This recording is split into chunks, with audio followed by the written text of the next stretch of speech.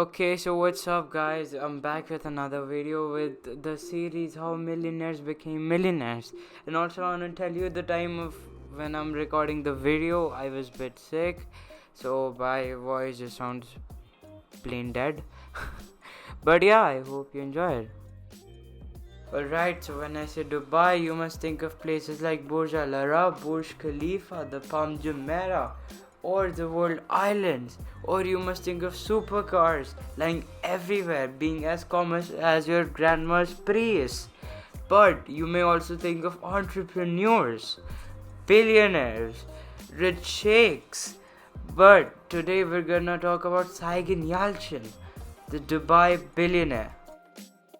On May 14, 1985, in Bremen, Germany, Saygin was born to his Turkish parents who had migrated to Bremen.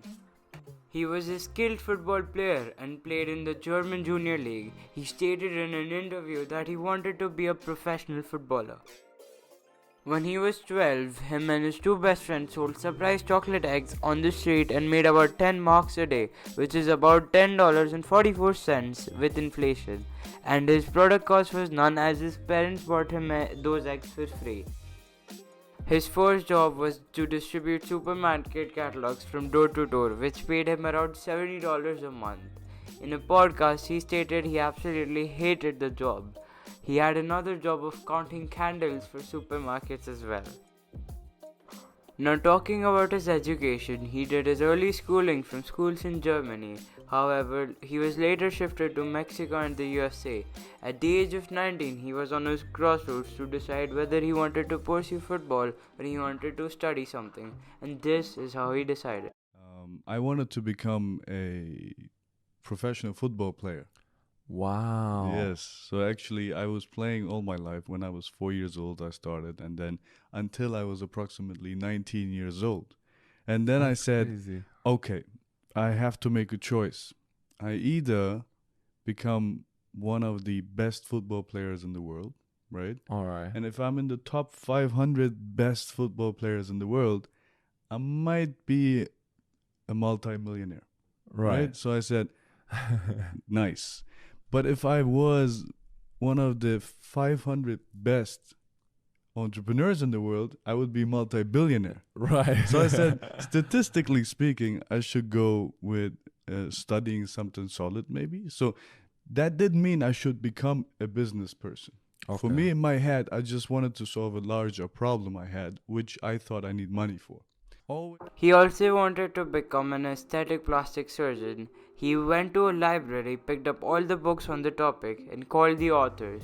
He said, "Hey, I'm not a patient. I'm a 19-year-old who wants to decide about his life. Can you help me answer these two questions?"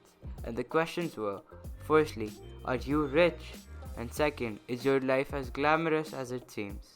He got a negative reply for both, and neither were rich nor their lives were as glamorous, so he decided not to be a plastic surgeon. Later, he applied for it anyways, but was rejected. He got enrolled into WHO or the Bishan School of Management, from where he studied the business administration and got a master's degree from there. After getting his degree, he worked jobs in big brands like L'Oreal, Capgemini. In 2004, he became a salesman for BMW. He was not satisfied with where he was at the moment financially and was really interested in entrepreneurship, so he decided to become one. He took the decision of moving to UAE rather quickly with nothing but a bag. In Dubai, he founded Souk.com, which was the biggest online marketplace of the Middle East. Later, he sold it to another company which renamed it as Souk.com, which was then again sold to Amazon for a price somewhere between $600 to $800 million. The sale of Souk.com is a major factor in his wealth and how he made billions, but he wasn't nearly satisfied enough, and evidently not all that was planned for him. Selenica.com was born when Saygin tried to sell his car online, and it was very hectic for him to do so. His entrepreneurial instincts kicked in and he ventured in the used car industry. According to him, he researched extensively and conducted 50 expert interviews with the right set of people, including potential sellers and potential customers. He had to spend months going through the information and doing the necessary calculations. But once it was done, Saygin put his heart and soul into it and got excellent results from it. Currently, he sits as the CEO of sellanycar.com, the first and the biggest car buying and selling service in the Arabic world. Besides his multiple billion-dollar businesses and assets, he also has a fairly big online presence with 777,000 followers on Instagram, a YouTube channel with 1.06 million subscribers, and 88.2 Twitter followers, which must bring enough income to cover expenses. Now let's talk about some expensive things he owns. However, he stated in a Movlogs video that he has given up all his assets and luxuries and he does cloud living, which is he buys things whenever he wants and sells them. But still, let's talk about some things he owned or still owns. As we all know, Saygin is a very busy guy who constantly travels, and renting a private jet every time was just too expensive, even for him. So he bought his own, worth $36 million.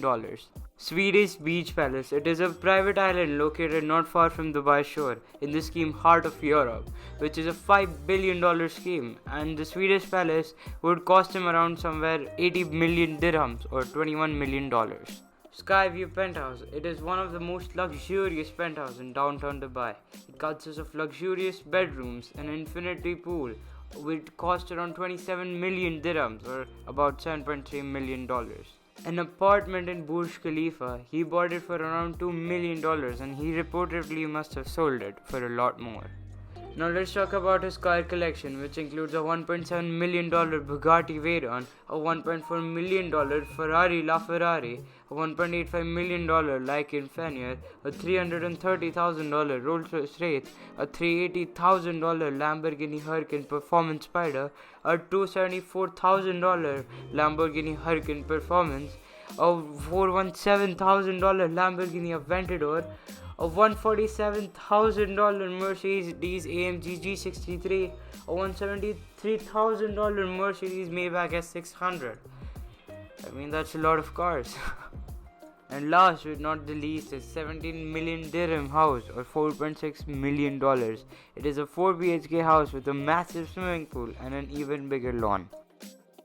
Alright, so guys, before I end this video, I would like to give a huge shout out to Saygin Yalcin. He has a YouTube channel which I mentioned with a series called Startup Hero. I know a lot of you guys want to start your own business, your startup. I think that series will really help you. I mean, I have some businesses and I'm balancing that with school, but what really helped me and motivated me was his series, so I would recommend for you to check it out. But we're done for today, so bye guys, have a great time.